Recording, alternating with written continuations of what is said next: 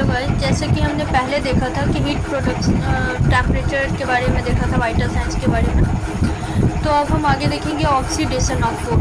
तो according to temperature definition जो हमने देखा था कि balance between heat production and heat loss, इन दोनों के बीच का जो बैलेंस मेंटेन जो होता है उसी को हम क्या बोलते हैं, बॉडी टेम्परेचर बोलते हैं।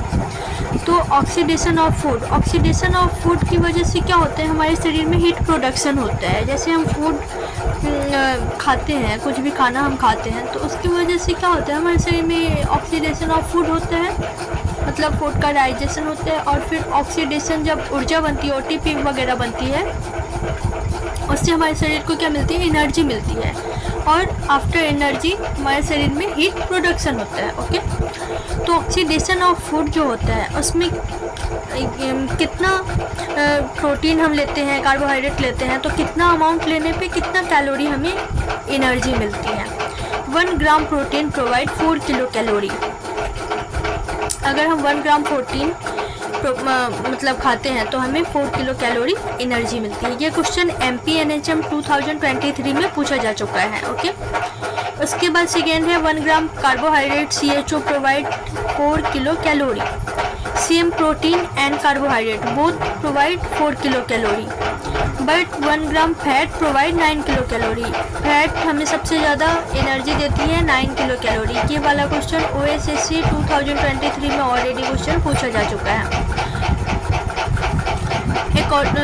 प्रोटीन एंड कार्बोहाइड्रेट बोथ हमें 4 किलो कैलोरी एनर्जी प्रोवाइड करती है, बट फैट हमें सबसे ज़्यादा देती है 9 kilo calorie energy. Okay, again discussed about specific dynamic action. Specific dynamic action SDA, ये किसे बोलते हैं? The amount of energy expenditure above the basal metabolic rate due to the cost of processing food for use and storage। हम जब किसी भी food को जैसे इंजेस्ट करते हैं, खाते हैं, तो किसी भी तरह के जैसे प्रोटीन, कार्बोहाइड्रेट हो गया, फैट हो गया, किसी भी तरह का अगर हम फूड इंजेस्ट करते हैं, खाते हैं उसको, तो उस फूड को डाइजेस्ट करने के लिए भी हमें प्रॉपर अमाउंट में एनर्जी की ज़रूरत होती है, जो कि हमारे बॉडी में जो स्टोरेज है एनर्जी का ATP, वो कितना यूज हो रहा है उसको डाइजेस्ट होने में, उसी को हम स्पेसिफिक डायनेमिक एक्शन बोलते हैं SDA। Amount of energy expenditure in food processing for use and storage which are. अब जैसे कि एज ए एग्जाम्पल हम देखते हैं, प्रोटीन्स हैव हाईएस्ट, जैसे कि हम देखते हैं कि proteins have highest SDA and carbohydrate have the lowest SDA।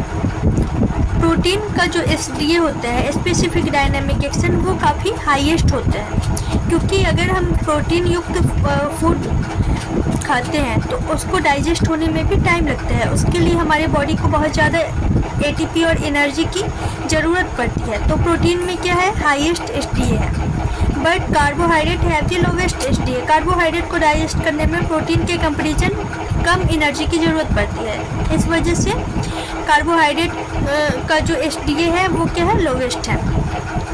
SDA में affect from exercise, hormonal conditions, disease conditions, environmental conditions and strong emotions और एक्टिवेशन ऑफ ANS। SDA इन सब की वजह से भी अफेक्टेड होती हैं, like exercise, hormonal condition, disease condition, जैसे पेशेंट को अगर किसी भी तरह का डिजीज हो तो इस वजह से उनका स्पेसिफिक डायनेमिक एक्शन में डिफरेंसेस आ सकते हैं। एनवायरमेंटल कंडीशंस, जैसे कि अगर कोई कूल एनवायरनमेंट में है, काफ़ी कोल्ड एनवायरनमेंट में है, तो उस टाइम में भी SDA पे इफ़ेक्ट पड़ता है। थर्मोलाइसिस की वजह से क्या होता है, लॉस ऑफ हीट का लॉस होता है। ये सब जो हमने देखा था ऊपर, ऑक्सीडेशन ऑफ फूड, इसकी वजह से क्या होता है, हीट प्रोडक्शन होता है। हीट रेगुलेटरी सेंटर और थर्मो रेगुलेटिंग सेंटर, जैसे कि पहले भी देखा था, हीट रेगुलेटरी सेंटर और थर्मो रेगुलेटिंग सेंटर हम किसको मानते हैं, हाइपोथैलेमस ऑफ द ब्रेन को, जिसमें कि हीट प्रोडक्शन रेगुलेशन कौन करता है, posterior part of hypothalamus, and heat loss का जो रेगुलेशन होता है वो कौन करवाते हैं? Anterior part of hypothalamus. अब हम देखेंगे हीट प्रोड्यूस्ड बाय, हीट किस किस की वजह से कैसे कैसे प्रोड्यूस होता है। ओके,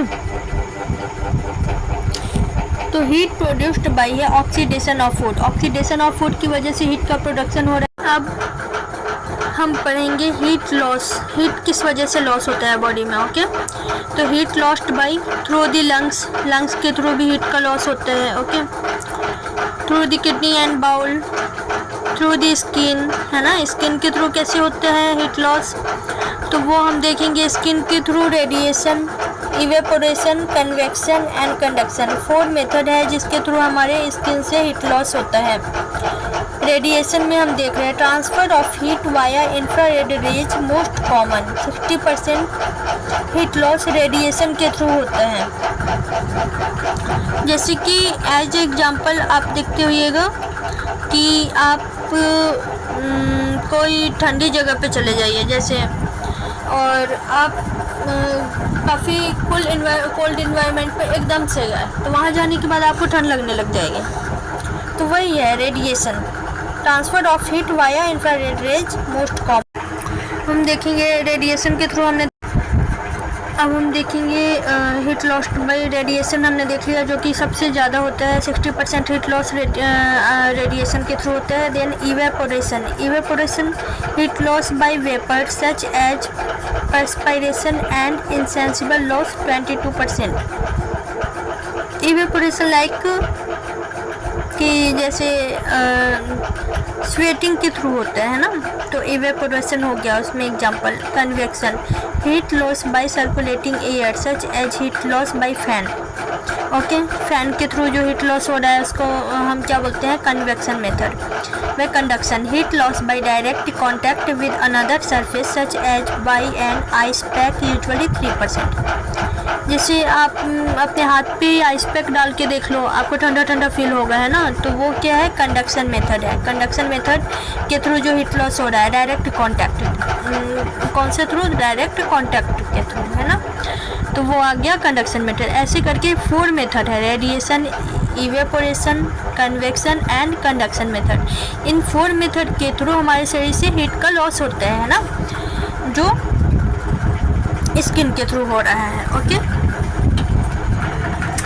अब हम देखेंगे normal body temperature. Normal body temperature जो है वो कितना होता है जिसे हम नॉर्मल मानते हैं। ओके, तो जैसे हम सेल्सियस में अगर देखें तो ओरल बॉडी टेम्परेचर जो है वो 37 डिग्री सेल्सियस जो होता है उसे नॉर्मल मानते हैं, जो कि हम ओरली चेक करते हैं। थ्रू रेक्टम के थ्रू अगर हम चेक करते हैं टेम्परेचर, रेक्टल टेम्परेचर, तो 37.5 डिग्री सेल्सियस होता है normal. Okay, 5 degree Celsius oral के कंपेरिजन रेक्टम में बढ़ जाता है। फिर हम एक्सिलरी टेम्परेचर चेक करते हैं, वो होता है 36.5 डिग्री सेल्सियस। सबसे ओरल और रेक्टल के कंपेरिजन कम आता है एक्सिलरी टेम्परेचर में, 36.5 डिग्री सेल्सियस। फिर अगर हम देखते हैं टिम्पैनिक मेम्ब्रेन के थ्रू अगर हम चेक करते हैं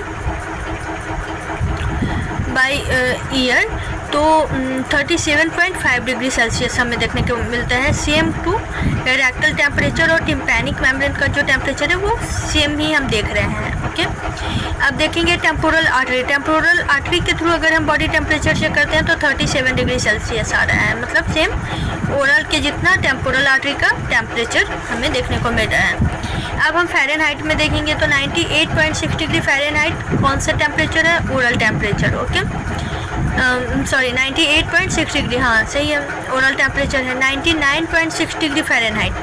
फिर रेक्टल में क्या होता है? ओरल के कंपेरिजन बढ़ रहा है टेम्परेचर, 99.6 डिग्री टेम्परेचर जो है वो नॉर्मल टेम्परेचर है। एक्सिलरी में 97.6 डिग्री फ़ारेनहाइट, एक्सिलरी का टेम्परेचर फिर कम हो गया। टिम्पैनिक मेम्ब्रेन में 99.5 डिग्री फ़ारेनहाइट। ओके, लगभग रेक्टल टेम्परेचर के आसपास में ही है।